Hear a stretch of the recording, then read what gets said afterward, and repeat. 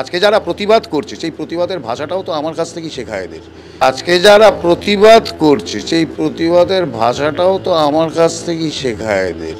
अबे साले तभी मेरा माफ करना, गुस्से में इधर उधर निकल। কুণাল ঘোষ গালাগালি খেয়ে হাঁপিয়ে পড়েছিল, তারপরে কুণাল ঘোষের জায়গা কলকাতা পুলিশ এসে নিল। কলকাতা পুলিশও গালাগালি খেয়ে হাঁপিয়ে পড়লো, তারপরে কাঞ্চন মল্লিক এসে আবার সেই জায়গা নিল। আমি মাথা পেতে স্বীকার করেছি, হ্যাঁ আমার ভুল হয়েছে।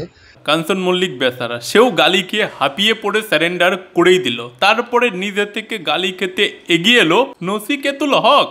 এখন এরা আমাকে গালাগাল দিয়ে নিজেদের টিআরপি বাড়ানোর চেষ্টা করছে। এগুলো ছেলে মানুষই করছে, এদের প্রতি আমার কোনো রাগ নেই, একটু করুণা হয় আর কি। তো চলুন বন্ধুরা, কেউ যদি নিজে থেকেই খিস্তি খেতে এগিয়ে আসে তাহলে আপনাদেরও উচিত তার ইচ্ছাটা পূরণ করা কমেন্ট বক্সের মাধ্যমে।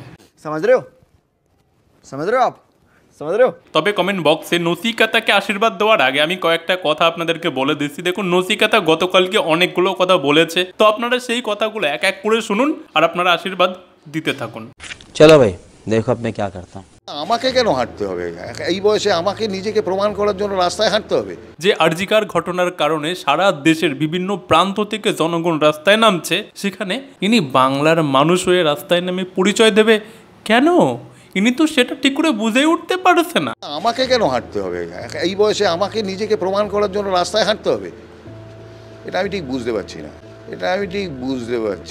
আপনারা কি জানেন যে মার্কেটে নতুন একটা ভাইরাস এসেছে যার নাম হচ্ছে চটি চাটা। অ্যাকচুয়ালি এই চটি চাটা ভাইরাস যাদেরকে একবার ধরে না, তারা না কানে শুনতে পায় না তারা চোখে দেখতে পায়, তারা শুধুমাত্র চটির যে একটা স্বাদ আছে না, সেই স্বাদটা তারা জিভাতে অনুভব করতে পারে। সঠিক বলেছেন, আপনার বুদ্ধি ভালো। আমি মানবতার বিকৃতির জন্য হাঁটবো, সেটা তো কেউ ভাবছে না।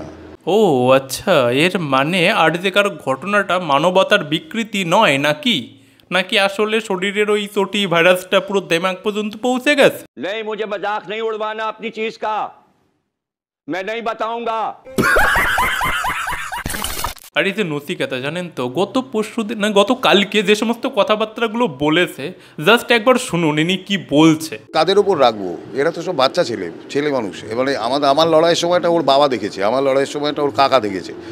এরা তো দেখেনি আমার লড়াইটা, আমি কি লড়াই করেছি। এরপরে যে লড়াইটা করেছি সেই লড়াইটা, বা এখন যে লড়াইটা করছি, এখন সেটা ওই নদী আপন মেঘে পাগল পাড়ার মতো। যারা আরজিকর ঘটনার প্রতিবাদ করছে গত প্রায় 1 মাস যাবৎ, তাদেরকে কীরকমভাবে ব্যঙ্গ করছে এই নচিকেতা একবার দেখেছেন? কি যেন বললো আমি ঠিক বুঝতে পারলাম না, তবে এটা ঠিক বুঝতে পারলাম যে নদী আপন মেঘে পাগল পাড়ার মতো এরকমই কিছু একটা বলল। নদী আপন মেঘে পাগল পাড়ার মতো।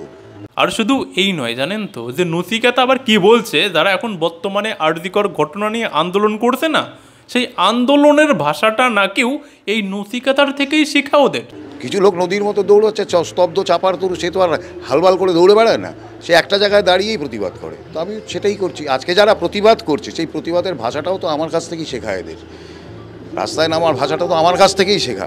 এই চাটুকার সাহেব এবার বাংলার মানুষের কাছে গণধুলাই খাবে না তো? মানে এনার কথা শুনে না আমার খুবই টেনশন হচ্ছে যে বাংলার মানুষের বর্তমান যে ভাবমূর্তি রয়েছে আর আন্দোলনকারীদেরও যে সমস্ত ভাবমূর্তি আমরা এখন বর্তমানে দেখতে পাচ্ছি, তো এই সমস্ত লোকজনের যে সমস্ত কথাবার্তা আমরা শুনতে পাচ্ছি, এবার তো মনে হচ্ছে যে এই সমস্ত লোকজনদেরকে না বাংলার মানুষ বা আন্দোলনকারীরা ধরে গণধুলাইও দিয়ে দিতে পারে।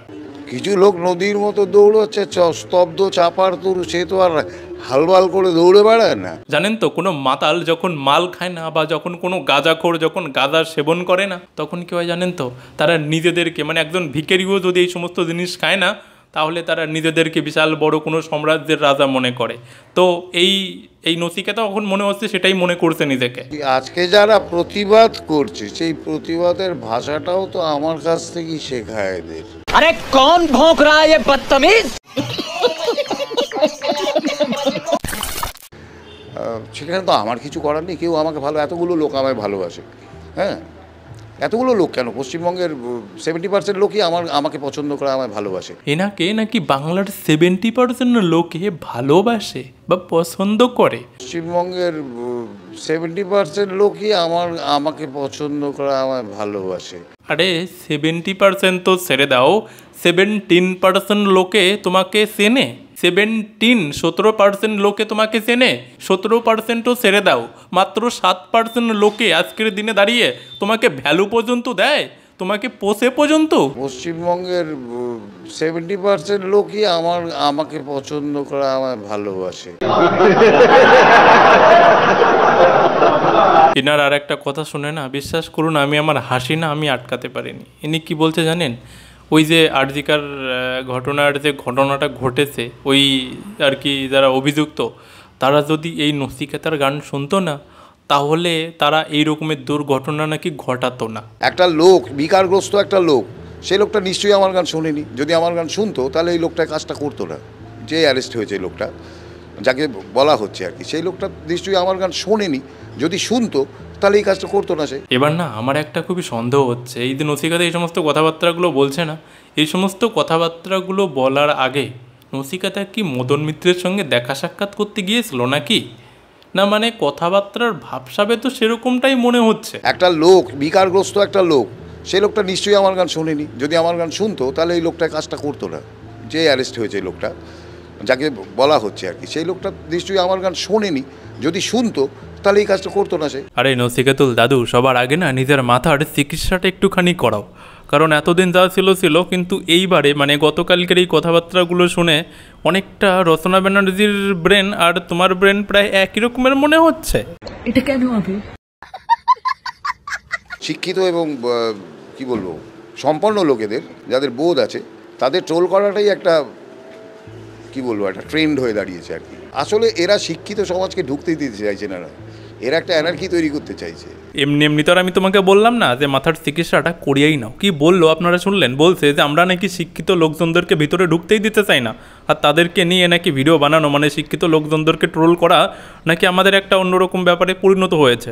শিক্ষিত এবং কি বলবো, সম্পন্ন লোকেদের, যাদের বোধ আছে, তাদের ট্রোল করাটাই একটা কি বলবো, একটা ট্রেন্ড হয়ে দাঁড়িয়েছে আর কি। আসলে এরা শিক্ষিত সমাজকে ঢুকতেই দিতে চাইছে না।